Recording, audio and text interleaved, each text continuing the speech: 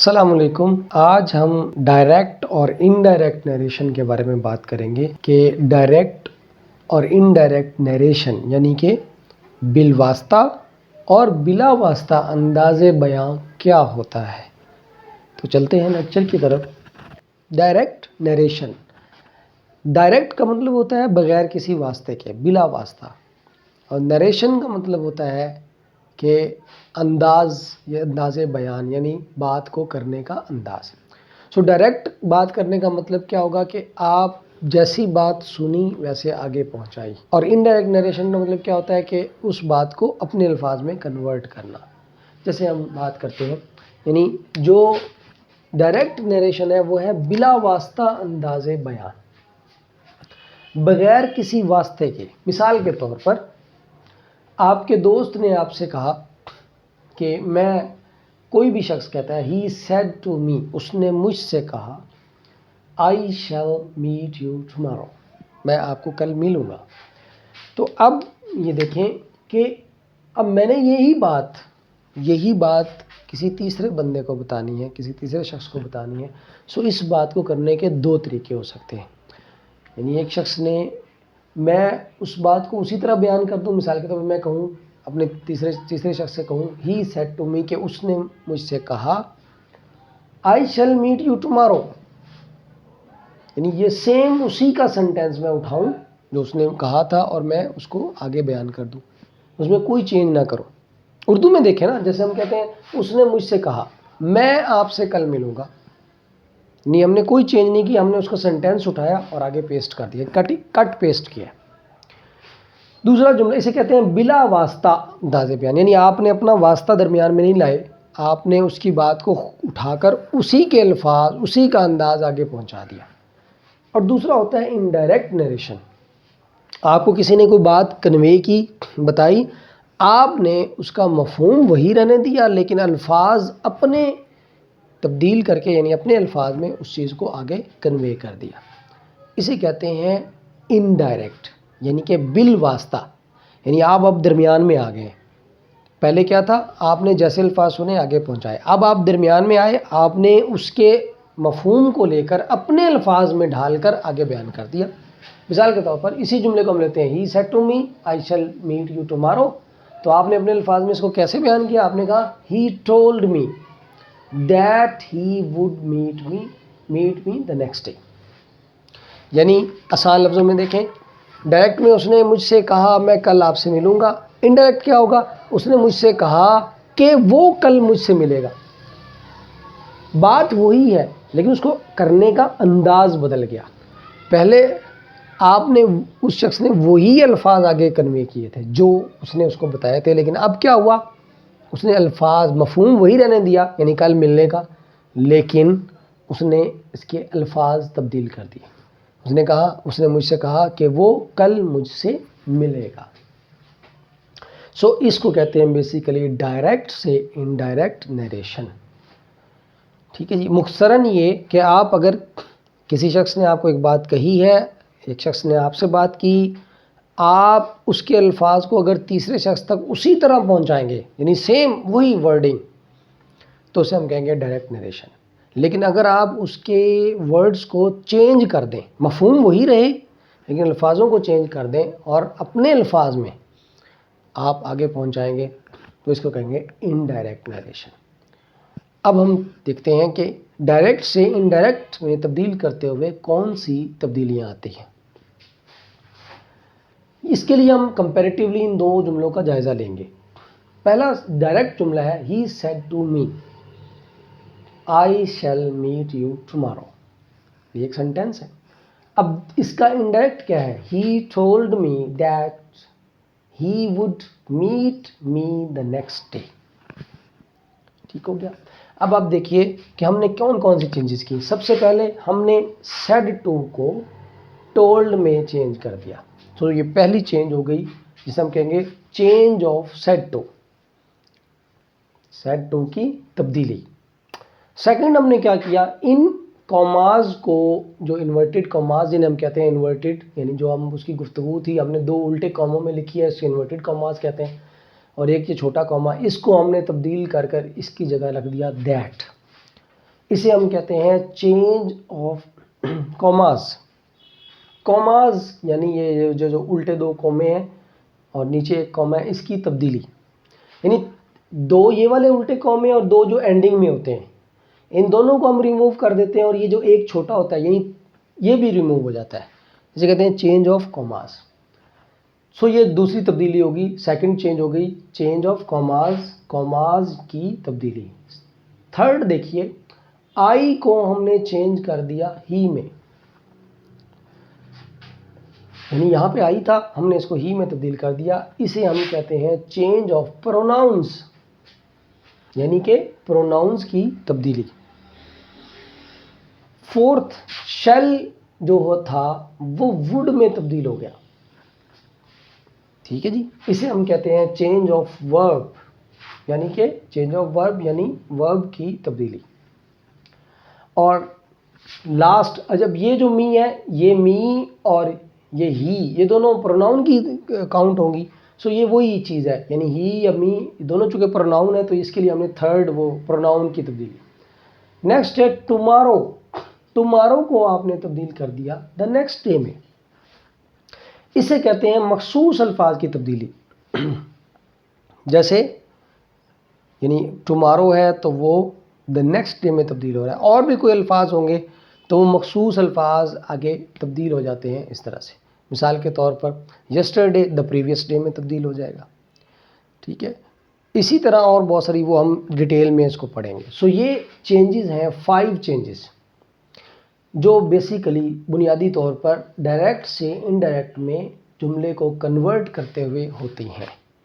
लेकिन इन 5 चेंजेस को समझने से पहले एक चीज़ आप ज़हन में रखिए कि डायरेक्ट से इनडायरेक्ट फिक्रे को कन्वर्ट करने के लिए बहुत ही ज़रूरी है कि हमें जुमले की जो अक़साम है मीनिंग वाइज यानी माना के एतबार से जुमले की जो अक़साम है वो आना बहुत ज़रूरी है। क्योंकि अगर हम जुमले के स्ट्रक्चर को मीनिंग वाइज नहीं पहचानेंगे तो हम उसको इनडायरेक्ट में तब्दील नहीं कर सकते।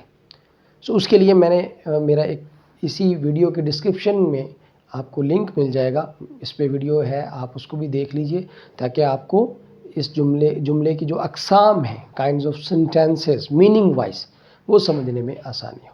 उसके बाद हम आगे चलते हैं। डायरेक्ट नरेशन से जब हम इनडायरेक्ट नरेशन की तरफ फिक्रे को कन्वर्ट करते हैं तो पहली चेंज होती है सेड टू, जिसे हम कहते हैं चेंज ऑफ सेड टू। अब उसको समझने से पहले जुमले का स्ट्रक्चर समझना जरूरी है। जो डायरेक्ट सेंटेंस हमें दिया जाता है उसके 2 हिस्से होते हैं। एक हिस्सा ये होता है जो बाहर होता है, सी सेड टू मी, जैसे ये है, और दूसरा हिस्सा होता है जो इन इन्वर्टेड कॉमाजी, जो उल्टे 2 कॉमे यहाँ से और यहाँ तक इनके दरमियान होता है, ठीक है जी। जैसे आई शैल मीट यू टुमारो, ये जो बाहर वाला हिस्सा है इसको कहते हैं रिपोर्टिंग स्पीच या कॉमाज से बाहर वाली इबारत, यानी इन कॉमाज से, ये जो कॉमाज, और ये जो अंदर वाला हिस्सा है इसे हम कहते हैं इसको रिपोर्टिंग स्पीच और इसको रिपोर्टेड स्पीच कहते हैं, यानी कॉमाज के अंदर, कॉमाज के अंदर वाली इबारत। सो हम रिपोर्टिंग और रिपोर्टेड स्पीच को याद रखने की ज़रूरत नहीं है, सिर्फ इतनी बात याद रखें कि ये कॉमाज के अंदर वाली इबारत है और ये कॉमाज से बाहर वाली इबारत है। अब सेड टू को चेंज करने के लिए हमें कॉमाज के अंदर वाली इबारत को देखना है, यानी कॉमाज के अंदर किस टाइप का सेंटेंस है। अब यहाँ पर वो पॉइंट आता है जो मैंने कहा था कि आप जब भी नरेशन अगर समझना चाहते हैं तो सबसे पहले आपको जो चीज़ समझने की ज़रूरत है वो काइंड ऑफ सेंटेंसेस। तो आप इस सेंटेंस को देखेंगे, मिसाल के तौर पर ये सेंटेंस है आई शैल मीट यू टुमारो, मैं आपको कल मिलूंगा। सो ये टाइप क्या है, अगर आप सेंटेंस की टाइप जाते हैं, मीनिंग वाइज जानते हैं, तो ये है असर्टिव सेंटेंस, यानी इसमें इंफॉर्मेशन दी गई है। डिक्लेरेटिव सेंटेंस है, एक चीज़ के होने या ना होने की खबर दी गई। डिक्लेरेटिव सेंटेंस सिंपली वो सेंटेंसेस होते हैं या असर्टिव सेंटेंस जिनमें हम सिर्फ ये कहते हैं कि कोई काम हुआ या ना हुआ, होना या ना होना। अब आप देखें तो ये एक खबर है, ठीक है। खबर देने के लिए हम सेड टू का लफ्ज़ भी इस्तेमाल कर सकते हैं। मिसाल के तौर पर सेड टू कहकर भी हम कोई खबर दे सकते हैं, जैसे सेड टू उसने कहा, इसका माना भी है कहना, या आप चाहें तो टोल्ड में भी इसको तब्दील कर सकते हैं, क्योंकि टोल्ड का माना, टेल का माना भी बताना, यानी इसको हम यूँ कर, चाहें तो सेड टू आसान लफ्ज़ों में, चाहें तो सेड टू को आप जो चेंज कर देंगे असर्टिव सेंटेंस में। इस सेंटेंस में जो सेड टू है वो चेंज होता है टोल्ड में, ठीक है जी, टोल्ड में। और अगर आप चाहें तो उसको चेंज ना करें, सेड टू को सेड टू ही रहने दें। क्यों? क्योंकि दोनों का मफहूम यही है, दोनों का मतलब है खबर देना। सेड टू से भी हम कोई खबर देते हैं, यानी उसने कहा या उसने बताया, इसमें कोई फ़र्क नहीं। सो असर्टिव सेंटेंस अगर जो इनके अंदर इन्वर्टेड कॉमास के अंदर होगा तो हम सेड टू को टोल्ड में या सेड टू में तब्दील करेंगे, या टोल्ड में तब्दील करेंगे, या सेड टू को सेड टू ही रहने देंगे। लेकिन अब ये ज़हन में रखें कि अगर मिसाल के तौर पर यहाँ पर इन्वर्टेड कॉमास सेज आ जाता है तो फिर हम इसको अगर तब्दील करेंगे तो हम टेल्स में तब्दील करेंगे, जब हम इनडायरेक्ट में तब्दील करेंगे तो टेल्स में। और अगर यहाँ पर इन्वर्टेड कॉमास के बाहर आ जाता है से, तो फिर हम इसको कहेंगे टेल, ठीक है। इसमें आता है विल से, मिसाल के तौर पर, तो अंदर आएगा विल टेल।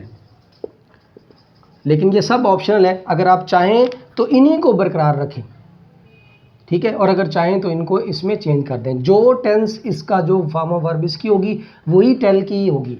अगर ये सेज है तो ये टेल्स होगा, अगर ये से है तो टेल होगा, अगर विल से है तो विल टेल होगा। अब आप इसकी मिसाल देखिए। मिसाल के तौर पर ये असर्टिव सेंटेंस है, he said to me.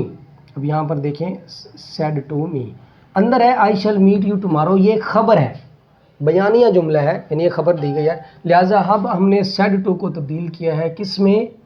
Told में। और अगर हम चाहें तो इसको सेड टू ही रहने दें तब भी ठीक होगा। नेक्स्ट आ जाए। लिहाजा असर्टिव सेंटेंस का फार्मूला क्या हुआ कि हम सेड टू को टोल्ड में तब्दील करते हैं या सेड टू को हम सेड ही रहने देते हैं, दोनों तरह ठीक है। नेक्स्ट हमारे पास है इंट्रोगेटिव सेंटेंस। इंट्रोगेटिव की फिर दो किस्में हैं जिन्हें, यानी सवालिया जुमला, एक सिंपल इंट्रोगेटिव और दूसरा है डबल इंट्रोगेटिव।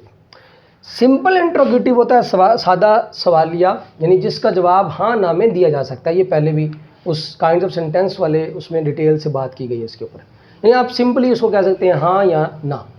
लेकिन डबल इंट्रोगेटिव जिसका जवाब हाँ ना में ना दिया जा सके, मिसाल के तौर पर आर यू हैप्पी, तो इसका जवाब यस या नो में दिया जा सकता है, ये सिंपल है, सिंपल इंट्रोगेटिव। और अगर आपको कहा जाए वाई आर यू हैप्पी, तो फिर आप उसका जवाब हाँ ना में नहीं दे सकते, आपको तफसील बतानी पड़ेगी, इसलिए इसको डबल इंट्रोगेटिव कहते हैं। तो अगर तो इसके अंदर सिंपल इंट्रोगेटिव है, यानी ऐसा सवालिया है जिसका जवाब हाँ ना में दिया जा सकता है, तो फिर हम सेड टू को चेंज करेंगे, सेड टू को हम चेंज करेंगे दोनों सूरतों में, बल्कि सिंपल है या डबल है, दोनों सूरतों में हम इसको तब्दील करेंगे आस्क्ड में, ठीक है जी। डबल भी है तो फिर भी हम इसको तब्दील करेंगे किसमें? आस्क्ड में। ये मिसाल के तौर पर अगर डबल है सेड टू, तो इसमें भी ये चेंज होगा किसमें जी? आस्क्ड। क्योंकि आप जब सवाल कर रहे होते हैं तो आप कुछ पूछ रहे होते हैं। सिंपली इसकी लॉजिक को समझें, आपको बड़ा आसान हो जाएगा। जब आप सवाल कर रहे होते हैं तो एक्चुअली आप कुछ पूछ रहे होते हैं, और पूछने की इंग्लिश क्या होती है? आस्क्ड। अब आते हैं इसकी तरफ, ज़रा एग्जांपल देखिए। ये है सिंपल इंट्रोगेटिव।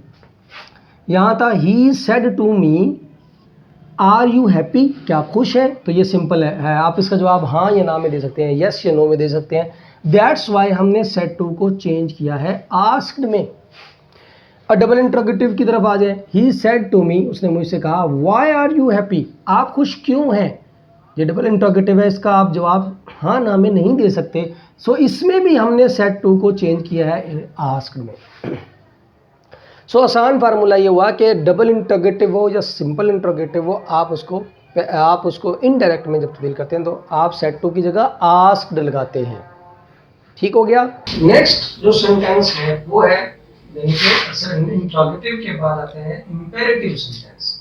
सो इंपेरेटिव सेंटेंस में हम क्या करते हैं, यानी मिसाल के तौर पर इंपेरेटिव सेंटेंस बता दिया कि इसके अंदर अगर इंपेरेटिव सेंटेंस है, ठीक है, इन्वर्टेड कॉमास के अंदर कौन सा सेंटेंस है? इंपेरेटिव, यानी उसमें ऑर्डर है, रिक्वेस्ट है, एडवाइस है, या उसमें प्रोहिबिशन है, तो फिर हम सेड टू को चेंज करते हैं। सेड टू की जगह आप लगाएंगे इसी के हिसाब से, ठीक है। मिसाल के तौर पर अगर यहाँ पर ऑर्डर है तो सेड टू चेंज हो जाएगा ऑर्डर्ड में, ही ऑर्डर्ड में तब्दील हो जाएगा।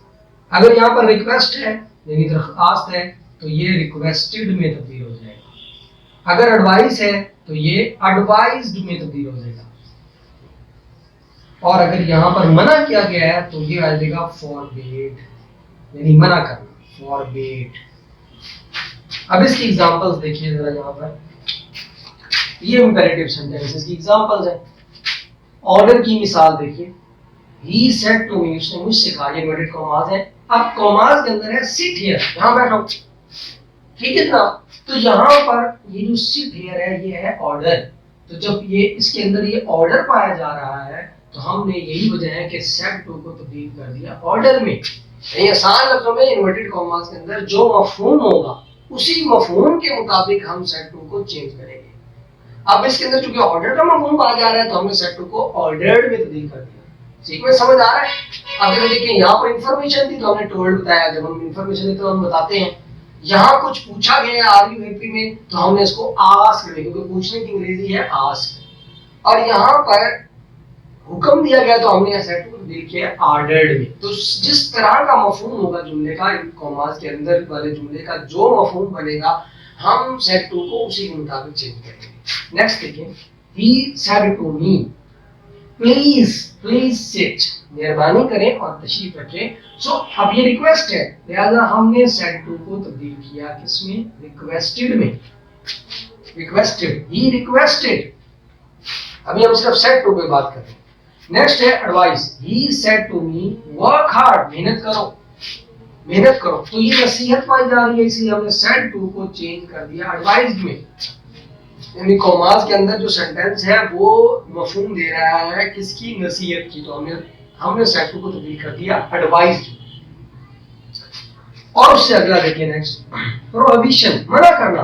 ही said to me don't cry, मत रो, मना किया उसने। सो सेड टू को हमने चेंज कर देना है फॉरबिड में, he forbid me to cry. Said to तब्दील हो गया फॉरबिड में, क्योंकि यहाँ पर मना करना है और मना करने की अंग्रेजी होती है फॉरबिड, फॉरबिड, फॉरबिड। और नेक्स्ट है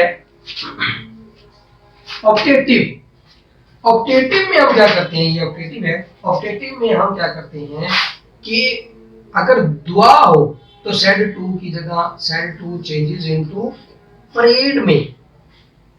ठीक है जी, किसमें तब्दील हो जाता है, प्रेड, दुआ करना, क्योंकि दुआ करने की अंग्रेजी प्रे है, तो प्रे की थर्ड सेकंड फॉर्म होगी प्रेड। इसी तरह अगर कर्स है, ठीक है जी, तो ये कर्स मतलब दुआ देना, तो हम सेड टू को किसमें तब्दील कर देंगे, कर्स्ड में। इसी तरह अगर विश है, ख्वाहिश का इजहार है, तो हम तब्दील कर देंगे विश्ड में। अब आप नोट कर रहे होंगे कि जिस तरह का मफहूम जुमले के अंदर इन्वर्टेड कॉमास के अंदर जो मफहूम जुमला है वो जिस तरह का मफहूम दे रहा है उसी मफहूम के मुताबिक हम तब्दील करते हैं सेड टू को। अब इसकी एग्जांपल देखिए, ये ऑप्टेटिव की, ये देखिए ये ऑप्टेटिव है, ये है प्रे, दुआ देना।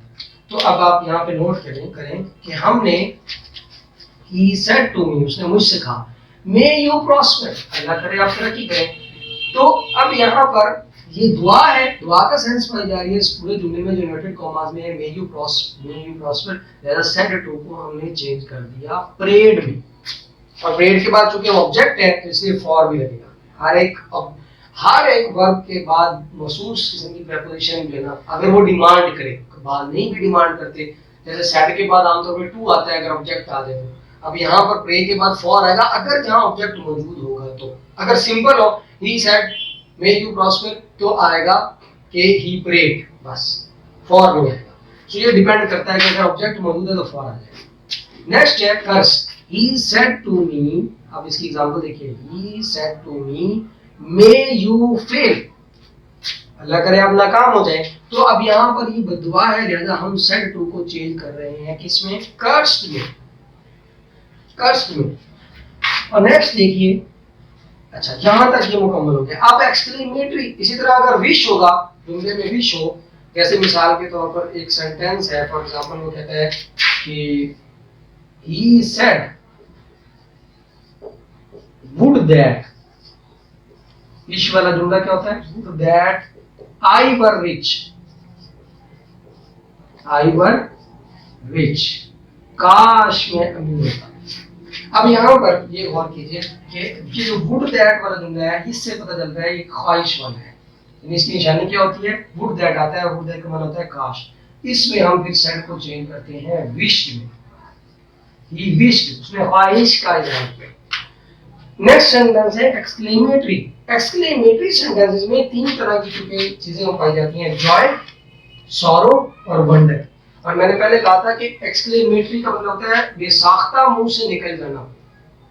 आप जज्बात के तहत, आपके जज्बात इतने हैवी हो जाते हैं कि आप सोचे समझे बगैर आपके मुंह से अल्फाज निकलते हैं, इसलिए कहते हैं। तो लिहाजा इन सब के साथ जब आप शुरू करेंगे तो एक्सक्लेम आएगा। मिसाल के तौर पर इसमें सेड टू चेंज होगा exclaimed with,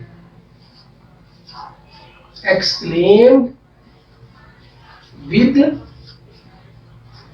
सब में आएगा ये exclaimed with, और उसके बाद आएगा अगर खुशी है तो joy, और अगर गमी है जैसे ये sorrow है गमी, तो फिर ये आएगा sorrow, और अगर हैरानी है wonder है तो फिर आएगा ये exclaimed with wonder। अब इसकी आप एग्जांपल्स देखिए, जैसे मिसाल के तौर पर यहाँ है he said आहा आई पास्ड, ये खुशी का इजहार है, तो लिहाजा हमने क्या किया, said to को चेंज कर दिया exclaimed with joy, exclaimed with joy, exclaimed with joy। और यहाँ पर क्या है, he said, ये sorrow है, ओहो आई फेल्ड, तो अब यहाँ पर गमी है, लिहाजा हमने क्या किया, हमने इसको तब्दील कर दिया exclaimed with sorrow। समझ गए मफहूम, क्योंकि हम का पाया जा रहा है ओहो आई फेल्ड, लिहाजा हमने कहा exclaimed with sorrow। यानी exclaimed with सबके साथ लग रहा है, exclaimed with का मतलब होता है बेसाख्ता बोल उठना, सोचे समझे बगैर मुंह से अल्फाजों का निकल जाना। सो खुशी हो, गमी हो, खुदा ना खास्ता, या फिर हैरानी हो, तो हमारे मुंह से अल्फाज बेसाख्ता निकलते हैं, इसलिए सबके साथ exclaimed with जरूर आएगा, आगे आप उसको चेंज करते जाए। अगर खुशी है तो जॉय, अगर गम है तो सॉरो, और अगर हैरानी है तो जैसे ये नीचे है what a picture it is, what a picture it is, तो ये तब्दील हो जाएगा exclaimed with wonder, exclaimed with wonder. तो ये पहली चीज है जो डायरेक्ट से इनडायरेक्ट नरेशन में हम करते हैं। सेकंड चेंज है चेंज ऑफ कॉमास। कॉमास की कैसे तब्दीली होती है, तो उसके लिए भी हमें देखना पड़ता है कॉमास के अंदर वाली, कॉमास के अंदर वाली जो इबारत है या सेंटेंस है, उसको हमें देखना पड़ता है कि कॉमास के अंदर कौन सा सेंटेंस है और किस किस्म का सेंटेंस है। अब मैंने आपसे पहले कहा कि जुमले की यानी मीनिंग वाइज हमने देखना पड़ता है, स्ट्रक्चर वाइज नहीं। अब पहला जुमला जो हम मीनिंग वाइज देखते हैं वो है असर्टिव, यानी अगर कॉमास के अंदर कोई खबरिया जुमला है, जैसे ये वाला जुमला है he said to me I shall meet you tomorrow. अब ये खबरिया जुमला है, तो इसमें हम कॉमास को हटा कर लगाते हैं दैट। ये देखें, ये कॉमास हमने हटा दिए और इसकी जगह हमने क्या लगा दिया, दैट लगा दिया। ठीक हो गया जी। तो अब रूल ये बना गया, अगर कॉमास के अंदर असर्टिव सेंटेंस होगा, यानी ये असर्टिव सेंटेंस होगा, तो कॉमास जो हैं वो चेंज होंगे किस में, दैट में, दैट में चेंज होंगे कॉमास। ये पहला रूल बन गया। इसकी एग्जांपल मैंने दे दी, he said to me I shall meet you tomorrow, ये खबरिया जुमला है, मैं आपसे कल मिलूंगा, लिहाजा हमने कॉमास को हटा के लगा दिए दैट। अब हम नेक्स्ट सेंटेंस डिस्कस करते हैं। नेक्स्ट है सिंपल इंट्रोगेटिव, सादा सवाल है जिसका जवाब हाँ ना में दिया जा सकता है। अब इस जुमले पर गौर कीजिए, he said to me are you happy. अब ये आर यू हैप्पी सादा सवालिया है, यानी कि आप खुश हैं, आप इसका जवाब यस नो में दे सकते हैं। तो इसमें हम क्या करेंगे, कॉमास को हटाकर इफ़ लगाएंगे, या वेदर भी लगा सकते हैं, WHETHER, लेकिन वो मैं इसलिए नहीं रिकमेंड करता क्योंकि अक्सर स्टूडेंट फिर कंफ्यूज कर देते हैं उस वेदर को दूसरे मौसम वाले वेदर के साथ। सो मैं उसको आमतौर पर लिखता ही नहीं हूँ, क्योंकि हमें जब भी एक से काम चल रहा है तो दूसरा हमें करने की ज़रूरत नहीं, फिर वो कन्फ्यूजिंग हो जाता है। तो मैं इसलिए सिर्फ मैंने इफ़ लिखा है कि इफ़ से रात उसको चेंज कर देंगे। जैसे आप यहाँ पर गौर कीजिए, ये कॉमास हैं, इनको हटाकर हमने इफ़ लगा दिया सादा सवालिया में। और अगर डबल इंट्रोगेटिव हो, ठीक है जी, डबल इंट्रोगेटिव है, जैसे ये डबल इंट्रोगेटिव है, he said to me why are you happy, आप खुश क्यों हैं, तो फिर हम कॉमास को हटाकर कुछ भी नहीं लगाते, नथिंग, बल्कि WH वाला लफ्ज़ ही नीचे आ जाता है। ये जैसे ये देखें, ये WH वाला लफ्ज़ ही हमने नीचे ले आना है, क्योंकि डबल सवालिया में हमेशा WH वाला लफ्ज़ तो लाजमी होगा। How, when, where, whose, whom, कुछ भी, WH वाला लफ्ज। So same wording, same word हम नीचे ले आएंगे, कॉमास को हटा के नथिंग, यहाँ पे कुछ भी नहीं आएगा। ये हो गया डबल इंट्रोगेटिव। सो हम इसको भी लिख लेते हैं कि यहाँ पर कॉमास को हटाकर सिंपल में हम लगाते हैं रूल बना इफ, ठीक है जी। या ये जो वेदर भी मैं लिख देता हूँ, लेकिन आप उसको इसको प्रेफर कीजिए क्योंकि इसमें गलती के चांसेस नहीं है। वेदर में आप स्पेलिंग मिस्टेक्स हो सकती है। डबल इंट्रोगेटिव में हम क्या करते हैं, कॉमास को हटाकर हम कुछ भी नहीं लगाते, नथिंग, कॉमास को बस हटा देते हैं और WH वाला लफ्ज ही नीचे आ जाता है डबल इंट्रोगेटिव में। अब आते हैं नेक्स्ट इंपेरेटिव सेंटेंसेस की तरफ। इंपेरेटिव सेंटेंसेस वो होते हैं जिनमें कोई ऑर्डर, रिक्वेस्ट, एडवाइस या प्रोहिबिशन मना किया गया। तो इसमें हम देखते हैं क्या लगेगा। इन सब में हम कॉमास को हटाकर टू लगाते हैं। मसलन मिसाल के तौर पर ये गौर कीजिए इसके ऊपर, ही सेड टू मी, उसने मुझे कहा सिट हियर, यहाँ बैठो, ये ऑर्डर है। लिहाजा अब हमने कॉमास को, इन कॉमास को हटाकर हमने यहाँ पर क्या लगा दिया, to. He ordered me to. इसी तरह सब में टू आएगा, भले रिक्वेस्ट हो, यहाँ पर है he said to me please sit, यहाँ पे भी कॉमास को हटाकर हमने क्या लगा दिया, टू। यहाँ पर है एडवाइस, नसीहत, यहाँ पे भी हमने कॉमास को हटाकर क्या लगा दिया, टू। और ये है प्रोहिबिशन, मना करना, फॉरबेड, तो यहाँ पर भी क्या आ गया, कॉमास को हटाकर टू। तो लिहाजा अब रूल क्या बनेगा कि इन सब में हम कॉमास को, इन सब में, यानी ये इन सब में ले लें, हम कॉमास को हटाकर क्या लगाते हैं जनाब, टू। कॉमास को हटाकर टू लगाते हैं, ठीक है जी। अब नेक्स्ट आ जाए ऑप्टेटिव सेंटेंसेस। ऑप्टेटिव, इस पे गौर कीजिए। ऑप्टेटिव जिसमें प्रे होता है, कर्स होती है या विश होती है।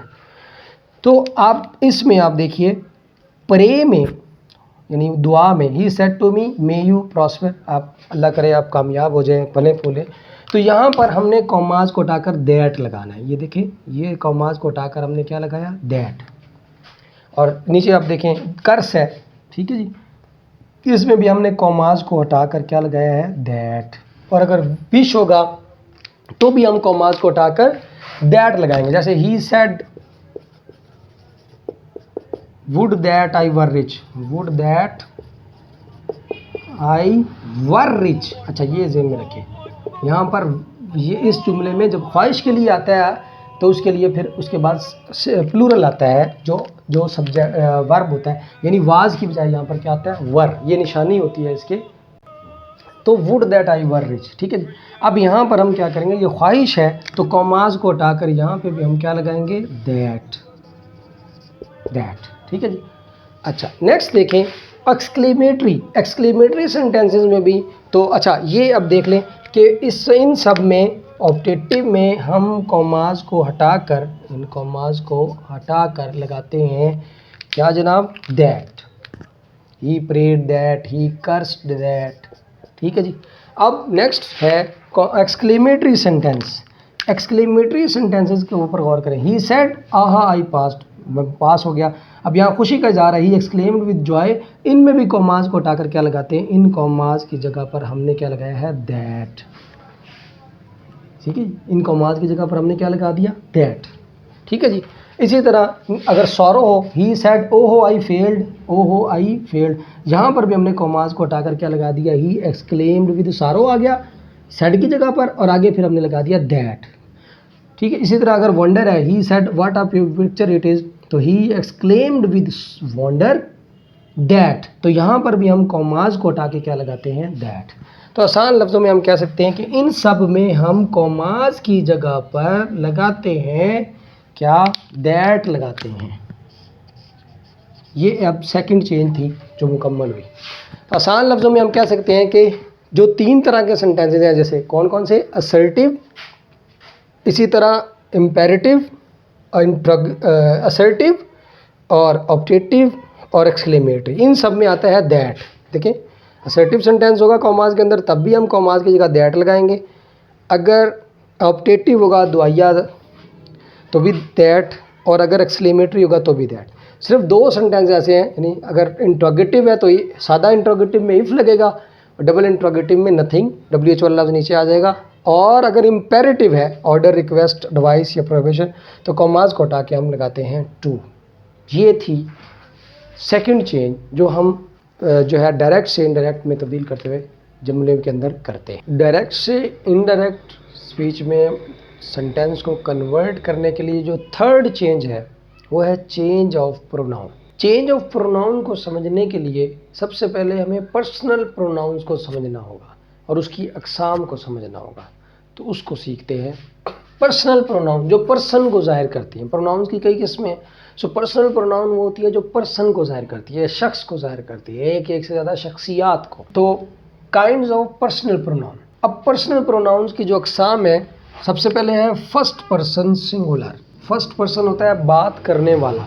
अगर बात करने वाला अकेला है, जैसे मैं हूँ, मैं अकेला हूँ, फर्स्ट पर्सन सिंगुलर हूँ, तो उसे कहते हैं फर्स्ट पर्सन सिंगुलर। ये जानना, अच्छा ये पता होना को बहुत ज़्यादा ज़रूरी नहीं है कि फर्स्ट पर्सन सिंगुलर क्या होता है, first person second person singular, यानी इसकी कहना ज़रूरी नहीं है, वैसे पता होना चाहिए इंसान। अब मिसाल आप उसकी तरफ, आप इसको एक दफ़ा इग्नोर करें। ये देखिए आई। अब आपको ये पता होना चाहिए कि आई जब सब्जेक्ट होता है तो आई होता है, जब ये पॉजेसिव यानी किसी चीज़ की मलकियत शो करनी है तो माई और माइन।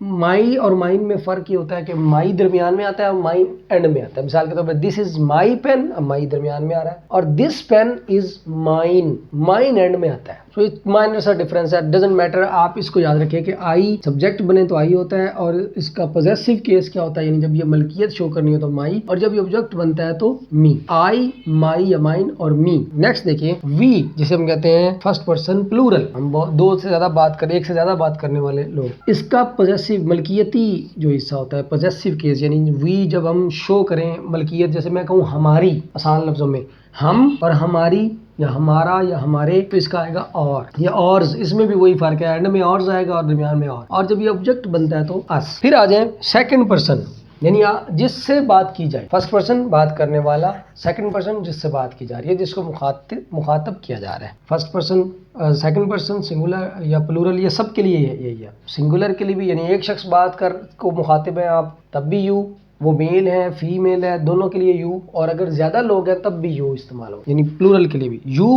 और जब ये मलकियत शो करनी हो योर या योर्स, और जब इसको ऑब्जेक्ट बनाना हो, मफूली हालत बनानी हो तो यू, यानी इसका सब्जेक्टिव और ऑब्जेक्टिव केस एक जैसा है, यानी फाइल बने तब भी यू होता है और मफूल बने तब भी यू होता है। नेक्स्ट आ जाए third person singular. Third person होता है कि जो शख्स मौजूद ना हो। देखें दो लोग बात कर रहे हैं, एक बात करने वाला फर्स्ट पर्सन, जिससे बात की जा रही है सेकंड पर्सन, और जो जिसके बारे में बात हो रही है वो वहाँ मौजूद नहीं है तो वो थर्ड पर्सन। थर्ड पर्सन में आता है सिंगुलर, ही, अकेला मर्द है जिसके बारे में बात हो रही है तो ही, और इससे अब अगर ही मलकियत ज़ाहिर करनी हो, जो ही का मतलब है वो, हिज का मतलब है उसका या, ठीक है जी, और या उसकी, और यही अगर ऑब्जेक्ट बने तो हिम। नेक्स्ट है अगर अकेली खातून है या फीमेल, उसके बारे में बात हो रही है तो शी, और इसको अगर मलकियत ज़ाहिर करनी हो तो हर या हर्ष, और अगर इसका ऑब्जेक्ट बनाना हो तो शी से हर। उसके बाद है इट, इट्स और इट। थर्ड पर्सन, अच्छा इस तरह प्लूरल क्या है, दे, देयर या देयर्स और देम। ये तकरीबन सारी चीज़ें आप पहले से भी जानते होंगे, मैंने सोचा इसको हम रिवाइज़ कर लेते हैं ताकि उनको समझने में आसानी पैदा हो। अब हम चलते हैं, इसको समझते हैं कि चेंज करने का, प्रोनाउन को चेंज करने का रूल क्या है। डायरेक्ट से इनडायरेक्ट स्पीच में फिक्रे को कन्वर्ट करते हुए जो तीसरी चेंज होती है वो होती है change of pronoun. Change of pronoun करने का क्या तरीका है? सबसे पहले चेंज ऑफ प्रोनाउन का पहला और आसान तरीका है तर्जुमे के एतबार से।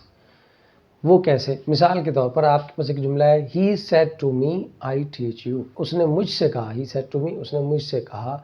मैं अपने अंदाज में, इनडायरेक्ट में, यानी उर्दू में कन्वर्ट कर लें। उसने मुझसे कहा मैं तुम्हें पढ़ाता हूँ, तो आप खुद से कहें उसने मुझसे कहा कि वो मुझे पढ़ाता है। ठीक है जी, उसने मुझसे कहा कि वो मुझे पढ़ाता है।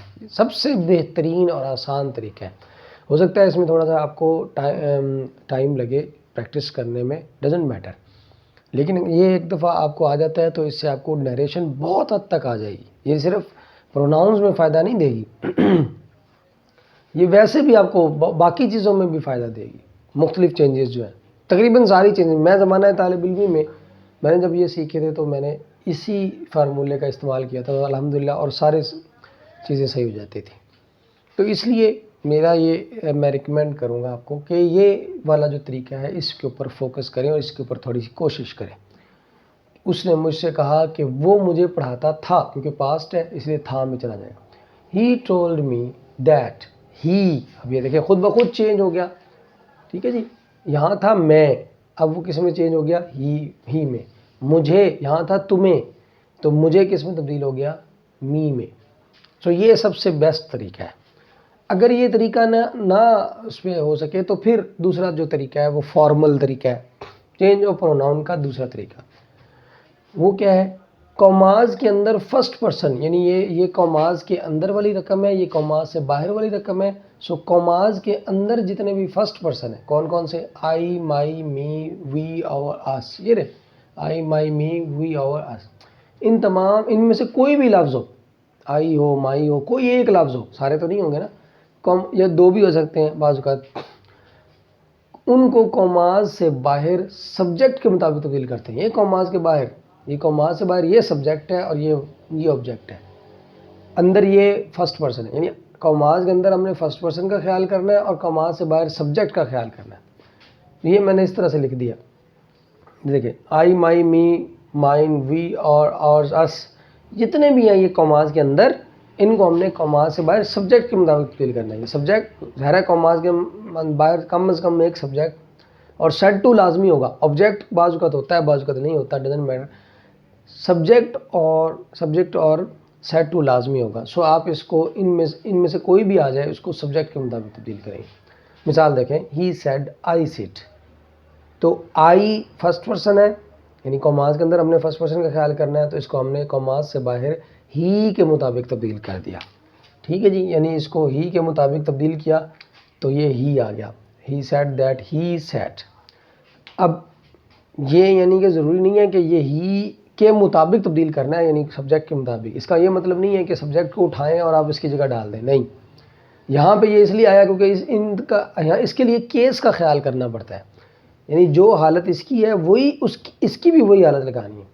और यहाँ आई चूँकि सब्जेक्ट बन रहा है तो ही की भी सब्जेक्टिव हालत लगाई, वो क्या है, ही, इसलिए हमने सेम उठा लिया।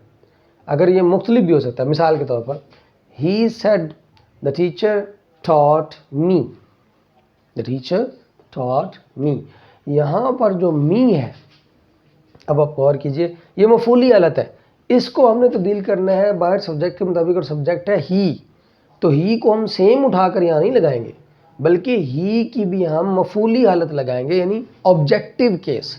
ही जब ऑब्जेक्ट बनता है तो क्या होता है, हिम, लिहाजा मी को तब्दील करेंगे हिम में। ये देखिए, ठीक है, ही और इसकी ऑब्जेक्टिव केस है हिम, आई की ऑब्जेक्टिव केस है मी। सो मी को हमने ये वाला मी, इसको तब्दील करना है ही के मुताबिक, तो ये नहीं है कि ही को उठा के लगा देंगे, बल्कि मी के मुताबिक इसका ऑब्जेक्टिव केस लगाएंगे ही का, और ही का ऑब्जेक्टिव केस है हिम, लिहाजा हम इसको हिम में तब्दील कर देंगे। अगर कॉमाज के अंदर तमाम सेकंड पर्सन, नंबर 2, कॉमाज के अंदर तमाम सेकंड पर्सन यानी यू, यूअर, योर्स वगैरह को कॉमाज के बाहर से बाहर ऑब्जेक्ट के मुताबिक तब्दील कर देते हैं। यानी कॉमाज के अंदर ये मैंने लगाया हुआ यू, यूअर, योर्स और यू, ये जितने भी इनमें से कोई लफ्ज़ मौजूद हो तो हम कॉमाज से बाहर इसको ऑब्जेक्ट के मुताबिक तब्दील कर देंगे। यानी कॉमाज से बाहर सब्जेक्ट होता है प्लस सेट टू होता है प्लस ऑब्जेक्ट होता है, तो ऑब्जेक्ट के मुताबिक तब्दील कर देंगे। और कॉमाज यानी फिर दोबारा दोहरा रहा हूँ कि कॉमाज के अंदर हमने पर्सन का ख्याल करना है, फर्स्ट पर्सन, सेकंड पर्सन या थर्ड पर्सन, और कॉमाज से बाहर हमने सब्जेक्ट और ऑब्जेक्ट का ख्याल करना है। मिसाल के तौर पर he said to me I respect you. अब यहाँ पर ये जो यू है ये आई है, ठीक है जी। इस आई को, ये फर्स्ट पर्सन है, इसको ही के मुताबिक हमने चेंज करना है, ठीक है जी। और इसलिए हमने इसको, ये सब्जेक्ट बन रहा है तो ही भी सब्जेक्ट है, इसलिए हमने आई को ही में चेंज कर दिया, ही told me that he respected. अब यू है, यू ऑब्जेक्ट बन रहा है क्योंकि रिस्पेक्ट के बाद आ रहा है, यानी वर्ब के बाद आ रहा है, ऑब्जेक्ट बन रहा है, तो हमने मी का भी ऑब्जेक्टिव केस लगाना है, और मी का ऑब्जेक्टिव केस मी ही होता है, लिहाजा हमने लगा दिया मी। आई रिस्पेक्टेड, ही रिस्पेक्टेड मी। नेक्स्ट आ जाए। अब एक चीज़ और है कि बाज़ औक़ात ऑब्जेक्ट मौजूद नहीं होता। जैसे मैंने पहले कहा कि बाज़ औक़ात वो ऑब्जेक्ट बताता है, बाज़ औक़ात वो ऑब्जेक्ट नहीं बताता। अगर कॉमाज से बाहर ऑब्जेक्ट मौजूद ही ना हो तो कॉमाज के अंदर सेकंड पर्सन को या तो थर्ड पर्सन में तब्दील कर दें, यानी ही वगैरह या शी वगैरह में या दे वगैरह में, या तब्दील ना करें। उसकी वजह ये है कि हम फिर इमेजिन कर लेते हैं, मिसाल के तौर पर he said you are a student, तो हम तसव्वुर का, अब यहाँ ऑब्जेक्ट मौजूद नहीं है, ही उसने बात की है लेकिन किससे बात की है ये हमें पता नहीं है, तो हम इमेजिन कर लेते हैं कि शायद उसने किसी तीसरे शख्स से बात की हो, या शायद उसने जिससे मैं मुखातिब हूँ उसी से बात की हो। तो हम तसव्वुर कर लेते हैं कि हो सकता है इसमें ही सेड टू हिम हो या ही सेड टू यू हो, कोई भी एक इमेजिन कर लेंगे, उसी के मुताबिक हम फिर इसको तब्दील करेंगे। ही said that he was a student, ये भी ठीक है। He said that you were a student, ये भी ठीक है। इवन अगर आप इसको आई में भी तब्दील कर दें, ही सेड दैट आई वाज, यानी आप इमेजिन कर लें कि उसने मुझसे बात की है, तब भी ठीक होगा। ही said that I was a student, लेकिन उसमें एक प्रॉब्लम ये आ सकती है उसे कि अगर यहाँ सब्जेक्ट भी आई हुआ, मिसाल के तौर पर आई सेड, और हमने इमेजिन कर लिया मी, तो मैं अपने आप से कह रहा हूँ, तो ये थोड़ा सा यहाँ प्रॉब्लम आ सकती है। इसलिए आई में तब्दील ना ही किया जाए, क्योंकि ये फिर आपको यहाँ पे भी ख्याल करना पड़ेगा कि यहाँ सब्जेक्ट क्या है। उससे बेहतर है कि इसको थर्ड में तब्दील कर दें या यू को यू ही रहने दें, ठीक है, इनमें से जो भी आपको सूट करे। अब जनाब नेक्स्ट देखिए, तीसरा रूल क्या है, कॉमाज के अंदर थर्ड पर्सन हो, यानी ही हिज हिम शी हर या हर्स दे देयर देम, तो फिर हम क्या करते हैं, इनको तब्दील नहीं करते, तो तब्दील नहीं होते। जैसे I said he was a student, I said that he was a student. I said they were brave, I said that they were brave, ये तो इनको चेंज नहीं करते। अब आप सिंपल याद रखें, दोबारा दोहराते हैं, कॉमाज के अंदर हमने ख्याल करना है पर्सन का, first person, second person, third person, और कॉमाज से बाहर हमने दो चीज़ें देखनी है, सब्जेक्ट और ऑब्जेक्ट। कॉमाज के अंदर जितने फर्स्ट पर्सन हैं, आई, माई, मी और वी और अस, उनको हम कॉमाज से बाहर सब्जेक्ट के मुताबिक तब्दील करेंगे। इधर से पर्सन फर्स्ट है, उधर से सब्जेक्ट है। कॉमाज के अंदर सेकंड पर्सन है, उनको हमने ऑब्जेक्ट के मुताबिक तब्दील करना है। अब सब्जेक्ट और ऑब्जेक्ट ख़त्म हो गए कॉमाज से बाहर, लिहाजा अब कुछ भी नहीं बचा, तो थर्ड पर्सन जितने भी आएंगे इन्वर्टेड कॉमाज के अंदर, उनको हम चेंज नहीं करेंगे। तो ये है change of pronoun. Direct speech से इनडायरेक्ट स्पीच में जब हम किसी सेंटेंस को कन्वर्ट करते हैं, तो जो फोर्थ चेंज है वो है change of tense. Change of tense, change of tense के मुतालिक अब हम पढ़ते हैं। चेंज ऑफ टेंस, टेंस सबसे पहले ये समझना है कि कहाँ कहाँ टेंस तब्दील नहीं होता। टेंस तब्दील नहीं होता नंबर 1, कहाँ पर, अगर कॉमाज से बाहर सेज या से, यानी कॉमाज से बाहर सेज या से हो या विल से हो, यानी आसान लफ्ज़ों में अगर कॉमाज से बाहर प्रेजेंट है या फ्यूचर है तो फिर टेंस तब्दील नहीं होगा। मिसाल के तौर पर टेंस तब्दील नहीं होता, ही सेज, अब यहाँ पर नोट करें सेज है, कॉमाज से बाहर सेज है। आई स्लेप्ट, मैं सो गया, ये वर्ब की सेकंड फॉर्म है, तो हम क्या करेंगे, ही सेज दैट, कॉमाज को हटा के हमने इसकी जगह पर दैट लगाया। आई की जगह, क्योंकि आई सब्जेक्ट के मुताबिक चेंज होगा, इसलिए हमने इसकी जगह पर ही लगा दिया, ही स्लेप्ट, ये भी वर्ब की सेकंड फॉर्म है। यानी वर्ब की सेकंड फॉर्म थी डायरेक्ट में, तो इनडायरेक्ट में भी वर्ब की सेकंड फॉर्म। दूसरे लफ्ज़ों में no change in tense, tense में कोई तब्दीली नहीं हुई। नेक्स्ट देखिए नंबर 2, अगर कॉमाज, यानी ये वो सूरतें हैं जब टेंस तब्दील नहीं होता। पहली सूरत थी कि अगर कॉमाज से बाहर से या सेज या विल से वगैरह आ जाए, और दूसरी सूरत ये है कि अगर कॉमाज के अंदर कोई आलमी सच्चाई हो, यानी कॉमाज से बाहर भले सेड भी आ जाए, जो मर्जी आ जाए, सेज, विल से या सेड, लेकिन कॉमाज के अंदर अगर आलमी सच्चाई है, आलमी सच्चाई मीन्स ऐसी ही हकीकत जो पूरी दुनिया के लेवल पर तस्लीम की जाती है, तो फिर हम अंदर टेंस तब्दील नहीं करते। मिसाल देखें, the sun rises in the east, he said, उसने कहा। अब यहाँ पर देखें सेड आ रहा है, उसके बावजूद, हालांकि सेड आ जाए तो अंदर टेंस तब्दील होना चाहिए। जैसे मैंने कहा यहाँ से या सेज या विल से हो तो नहीं तब्दील होता अंडर टेंस, लेकिन सेड आ जाए तो अंडर टेंस तब्दील होता है। लेकिन यहाँ पर चूंकि आलमी सच्चाई है इसलिए सेड आने के बावजूद भी अंदर टेंस तब्दील नहीं होगा। The sun rises in the east, यहाँ पर ये वर्ब की फर्स्ट फॉर्म है, राइजेज इन द ईस्ट, सूरज मशरिक से तुलू होता है, अब ये आलमी सच्चाई है। So he said that the sun rises in the east, ये वर्ब की फर्स्ट फॉर्म ही रहेगी because it's a universal truth. Next देखें, एक और एग्जाम्पल देख लेते हैं। ही सेड, उसने कहा, honesty is the best policy, सच्चाई बेहतरीन हिकमत अमली है। तो ये भी यूनिवर्सल ट्रूथ है, आलमी लेवल पर इसको तस्लीम किया जाता है। सो ये भी क्या आएगा, ही सेड दैट, यानी कॉमास को हटा के हम, चूँकि खबरिया जुमला है तो कॉमास को हटा के हम लगाएंगे दैट। इसको सेड को हम टोल्ड में भी तब्दील कर सकते हैं अगर चाहें तो।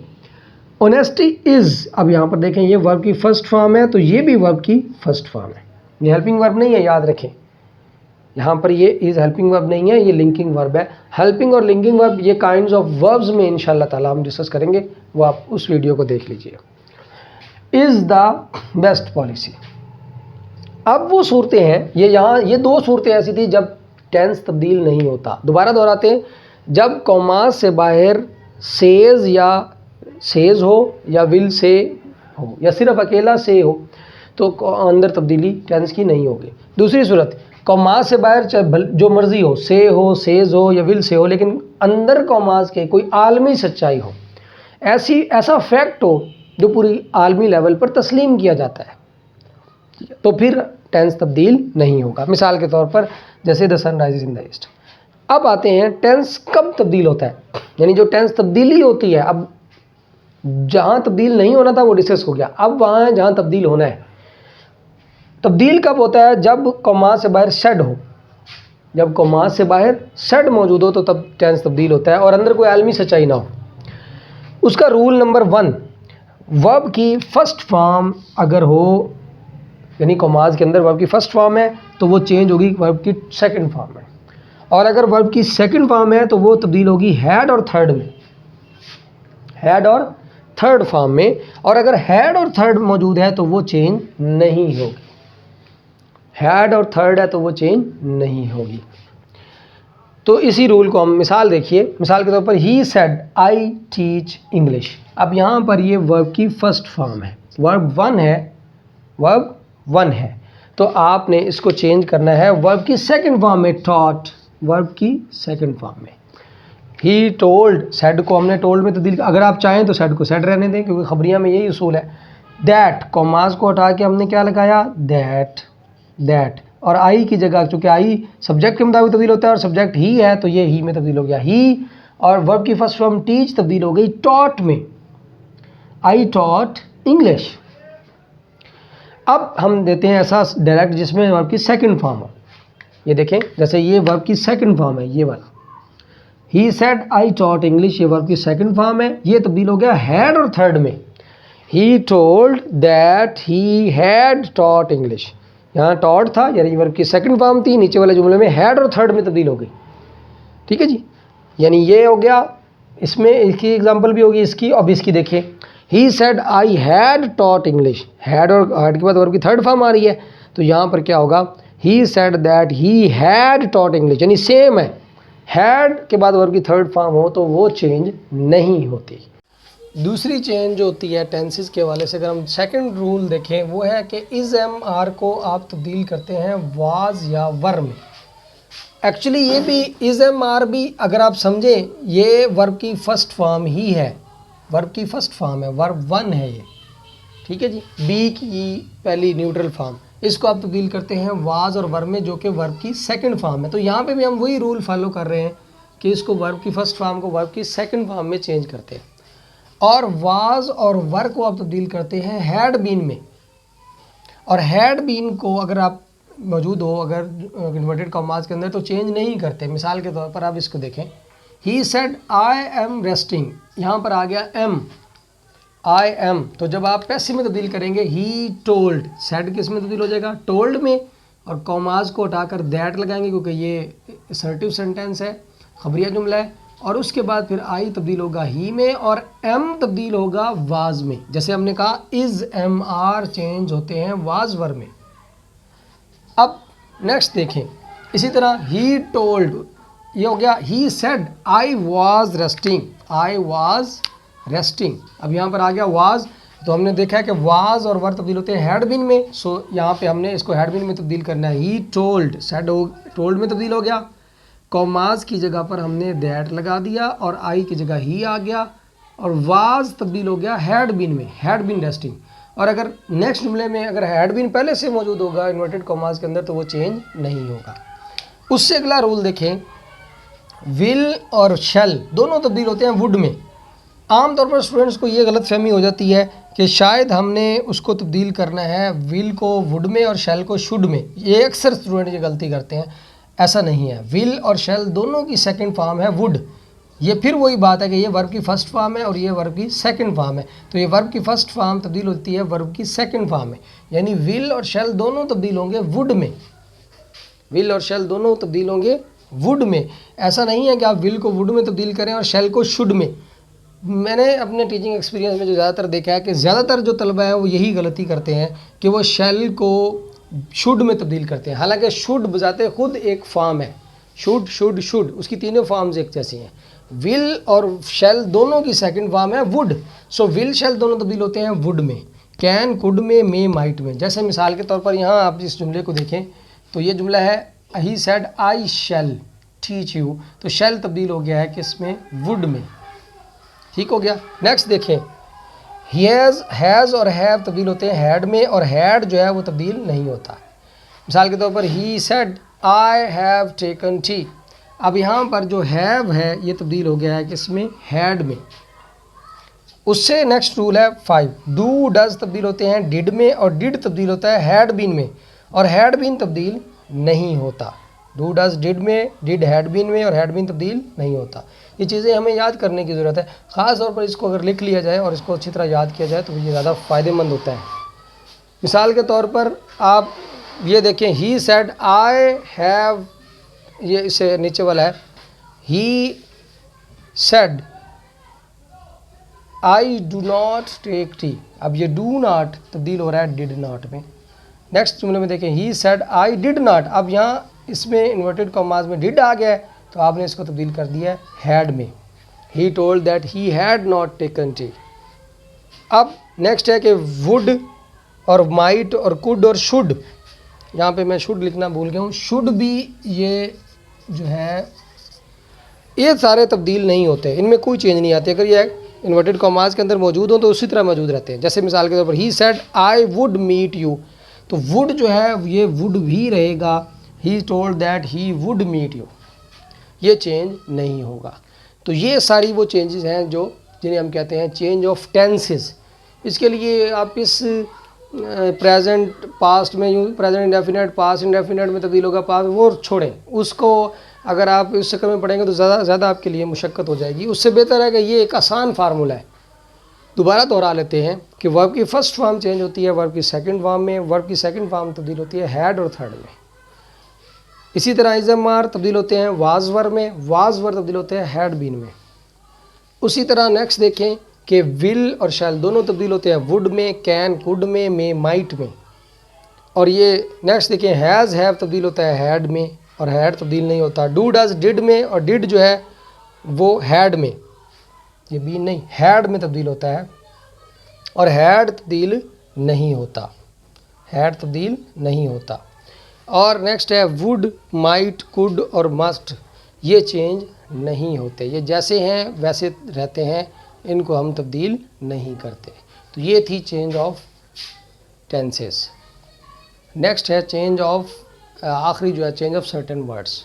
डायरेक्ट से इनडायरेक्ट स्पीच में जब हम फ़िक्रे को कन्वर्ट करते हैं तो जो फिफ्थ और लास्ट चेंज है वो है चेंज ऑफ सर्टेन वर्ड्स। मखसूस अल्फाज होते हैं उनको हमें तब्दील करना होता है। वो कौन से अल्फाज हैं हम डिस्कस करते हैं। जैसे दिस को हम दैट में तब्दील कर देते हैं, दिस को दैट में तब्दील कर देते हैं, दीज को दोज में, हेयर को देर में, नाउ को देन में, दस को सो में, अगो को बिफोर में, हाइदर को दाइदर में, टुडे को दैट डे में।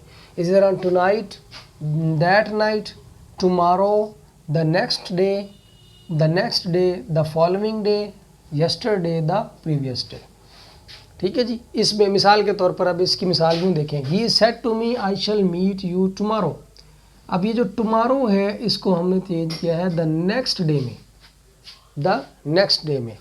He told me that he would meet me the next day, ठीक है, क्योंकि यहाँ पर टुमारो था तो हमने उसको द नेक्स्ट डे में चेंज कर दिया। इसी तरह the next day, the following day में, यस्टरडे जो है द प्रीवियस डे में। तो ये बड़ा आसान है, हम इन अल्फाजों को हमें याद होना चाहिए कि इसको किस में चेंज करना है, और उसके बाद हमारे लिए कोई भी चीज़ मुश्किल नहीं रहती। नेक्स्ट जो चीज़ है वो ये है all right, hello, well, yes, no, इनको ख़त्म कर दिया जाता है। बड़ा सिंपल है। इस तरह good morning, good evening, good afternoon और गुड नून, ये जो सलाम है चार, इनको भी ख़त्म कर देते हैं। और इनको ख़त्म करने के बाद हम सेड को ग्रीटेड में तब्दील कर देते हैं। ग्रीटेड का मतलब होता है सलाम करना। मिसाल के तौर पर he said good morning mom, तो he greeted his mom, he greeted his mom, यानी सेड को हमने ग्रीटेड, इनको ख़त्म कर दिया। गुड मॉर्निंग जो है इसको ख़त्म कर दिया और उसकी सेड की जगह हमने ग्रेटेड लगा दिया, और आगे हिज मॉम, हिज ना भी लगाएं, ही ग्रेटेड मॉम, तो हिज लगाते हैं तो ज़्यादा बेहतर है। नेक्स्ट है सर और मैडम, इनको ख़त्म करके सेड के बाद लगाते हैं, सेड के बाद क्या लगाते हैं, रिस्पेक्टफुली लगाते हैं, रिस्पेक्टफुली। मिसाल के तौर पर he said madam this is difficult, तो हम लगेंगे ही सेड रिस्पेक्टफुली, यानी दैट, ये जो कॉमास को हटाकर हम, ये जो दो कॉमास को हटाकर हम जो दैट लगाते हैं, ये दैट, इस दैट से पहले रिस्पेक्टफुली लगाना है। He said respectfully that, that was, ये पहला दैट है कॉमास को चेंज करने वाला, और दूसरा दैट है दिस को दैट में हमने चेंज किया है, दैट वाज डिफ़िकल्ट। सो ये चेंज ऑफ सर्टेन वर्ड्स थी, और उम्मीद है आपको इसकी समझ आ गई होगी, बड़ी इजी है। नेक्स्ट हम लास्ट जो है वो है चेंज ऑफ यूज़ ऑफ, जो लेट है, लेट वाले जो फिक्रे हैं उनको हम कैसे चेंज करते हैं। अब हम बात करेंगे कि यूज़ ऑफ लेट, यानी इन्वर्टेड कॉमास के अंदर जब लेट यूज़ होता है तो फिर हम उसको इनडायरेक्ट में कैसे तब्दील कर देते हैं। तो उससे पहले हमें ये समझना ज़रूरी है कि लेट इस्तेमाल किस मकसद के लिए होता है। लेट दो चीज़ों के लिए इस्तेमाल होता है। नंबर एक, लेट इस्तेमाल होता है तजवीज़ के लिए, सजेशन के लिए। नंबर दो, इजाज़त के लिए। अब इसकी निशानी क्या होती है, जब ये तजवीज़ के लिए आता है तो लेट के बाद अस आता है। मिसाल के तौर पर he said let us go to the river, let us go to the river. अब आप देखें लेट के बाद क्या आ रहा है, us, let us go to the river. अब ये पक्की निशानी होती है कि लेट के बाद अगर एस आए तो वो सजेशन के लिए होता है। अब हम करेंगे क्या, सेड को तब्दील कर देते हैं सजेस्टेड में, या प्रोपोज्ड में भी तब्दील कर देते हैं। इसका मतलब क्यों, क्योंकि सजेस्टेड का मतलब होता है तजवीज़ देना, तो इसमें चूँकि वो तजवीज़ दे रहा होता है इसलिए हम सेड को तब्दील कर देते हैं सजेस्टेड में। कॉमाज को हटाकर हम लगाते हैं दैट, ये देखें कॉमाज को हटा के हमने लगाया दैट, ही सजेस्टेड दैट। और उसके बाद लेट जो होता है इसको यहाँ से रिमूव कर देते हैं और इसकी जगह बाद में शुड लगाते हैं। किसके बाद में, यानी इस पहले हम तब्दील करेंगे इसको अस को। जब हम लेट को रिमूव करेंगे तो ये अस, चूँकि इसकी वजह से ऑब्जेक्ट होने की वजह से अस था, लेट आ रहा था इससे पहले, ये तब्दील हो जाएगा वी में। आप यूँ समझे यहाँ पर वी है तो वी को हमने ही के मुताबिक तब्दील किया तो ये दे में तब्दील हो जाएगा। आसान लफ्ज़ों में आप ये समझें, डिटेल में जाने की ज़रूरत नहीं कि अस हमेशा तब्दील हो जाएगा दे में, बस सिंपल याद रखें। लेट रिमूव कर देंगे और अस को तब्दील कर देंगे दे में, तो ये आ गया ही सजेस्टेड दैट दे। और उसके बाद हम क्या करेंगे कि ये जो लेट हमने रिमूव किया था ये चूँकि सजेशन के लिए था तो इसके लिए हम इस्तेमाल कर देंगे शुड, दैट दे शुड, और आगे गो टू द रिवर उसी तरह आ जाएगा। दोबारा दोहराता हूँ, सेड को तब्दील कर देंगे सजेस्टेड में और कॉमास की जगह आ जाएगा दैट, और अस को हम तब्दील कर देंगे दे में, और ये जो लेट हमने रिमूव किया है इसकी जगह हम दे के बाद लगा देंगे शुड, आगे गो टू द रिवर उसी तरह आ जाएगा। नेक्स्ट देखें, जब ये इजाज़त के लिए आता है लेट, तो फिर इजाज़त के लिए जब आए तो फिर ये इसमें सारी की सारी वही तब्दीलियाँ होती हैं जो इम्पेरेटिव सेंटेंस में रिक्वेस्ट वाले जुमले में होती हैं। मिसाल के तौर पर सेड को हम रिक्वेस्टेड में तब्दील कर देंगे और कॉमाज को हम टू में तब्दील उसकी जगह टू लगा देंगे। जैसे ये देखें, he said let me go home, अब ये इजाज़त के लिए आ रहा है, इसकी निशानी क्या है कि इस लेट के बाद अस नहीं आ रहा, लेट के बाद एस आए तो फिर सजेशन के लिए, और अगर एस ना आए कुछ भी और आए, let me, let him, let her, let them, तो फिर वो इजाज़त के लिए होता है। तो हम तब्दील करेंगे ही रिक्वेस्टेड, सेड टू को तब्दील कर देंगे रिक्वेस्टेड में, कॉमाज को हटा के हम लगा देंगे टू, ही रिक्वेस्टेड टू, और लेट उसी तरह आ जाएगा। मी हम ही के, मी चूँकि फर्स्ट पर्सन है, ही के मुताबिक तब्दील करेंगे तो ये तब्दील हो जाएगा हम हिम में, और आगे गो होम उसी तरह आ जाएगा। तो ये थी हमारी लास्ट चेंज। उम्मीद है आपको ये वीडियोस पसंद आई होंगी। अगर ये वीडियोस पसंद आएँ तो लाइक करें, इसको चैनल को सब्सक्राइब करें और बेल आइकॉन को प्रेस करें ताकि नेक्स्ट आने वाली तमाम आसान वीडियोस आप तक बर वक्त पहुंचती रहें।